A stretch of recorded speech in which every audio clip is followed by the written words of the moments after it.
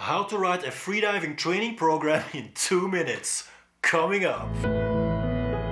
What's up, Gert from Leroy.com with Master Freediving. Thank you so much for stopping by. I'm a freedive instructor, I dive from breath holds, and this channel is all about helping you master freediving, including tutorials, stories, and the latest news from the freediving community. And today, another episode of 2 Minute Crash Course. We're gonna talk about how to write your own freediving training program. So if you're new here, consider subscribing, hit the notification bell so you don't miss out on any of my future videos. Alright, so I have to write a freediving training program for you guys in 2 minutes only. I'll do my best. So the biggest question I probably get from not so much beginner freedivers, but they just have to do their courses, you know, but once you have like a certain level and you do like 20, 25, 30 meters and you want to really take freediving more serious and start training, become better, then the question is, how should we train? What I'm gonna do this day, what I'm gonna do that day, when am I gonna take a rest day, why should I take a rest day? All these kinds of questions are very important. So of course you can ask a coach to write a program for you, and that is always a good start, but eventually you'll have to tweak it yourself. Number one thing in freediving training is rest. I see it happening all the time. People get overtrained, and I don't blame them. I mean, I understand perfectly. If you have your regular job, you have your regular life, and then you travel the other side of the world and you have only 2 weeks to train, then you want to die for 2 weeks. I get it, but it's the recipe for overtraining. You have to incorporate rest days. So how are you going to do that? So I'll talk a little about the training schedule I am following right now. I've struggled a lot actually with overtraining and getting demotivated and to the point of getting sick of just simply training too much. I also neglected going to the gym, and then I became more skinny and I lost power, and then eventually you just don't like freediving anymore because it wears you down too much. It has too much of a toll on your body and your mind. So right now what I'm following is like a 3-day cycle. On the first day I do deep diving, and then that's it for the rest of the day. I do nothing else anymore, deep diving. Then on the second day, I do pool training in the morning, and in the afternoon I do fitness. Why I do fitness? Because I still have to work out. I have to lift weights, because if I don't do it, I just lose all my muscle.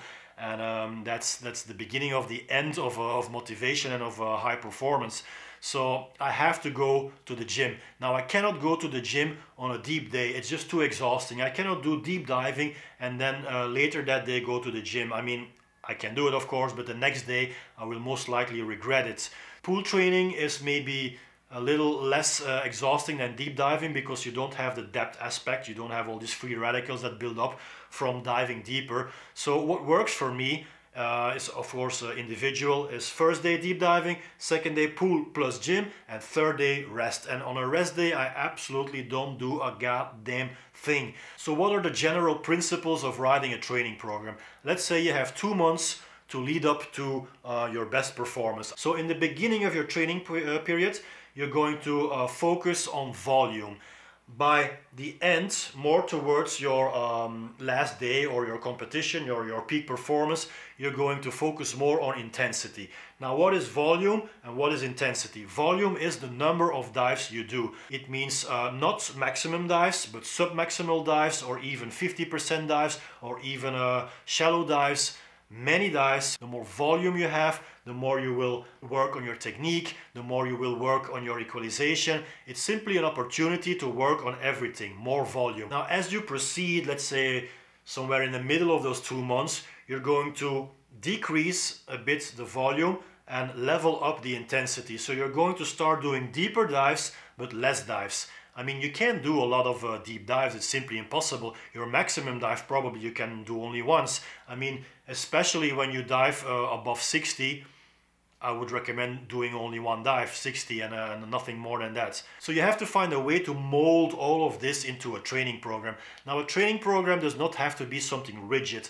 It's not like you have to follow it exactly like it's written down on paper. In fact, it's better to be flexible, and every time after a dive session you evaluate how you felt. If your training program that you wrote down is too exhausting, if it's too difficult, then you have to make it a bit easier, of course. You have to listen to yourself. So an example of volume could be your first warm-up dive, one dive to 10 meters.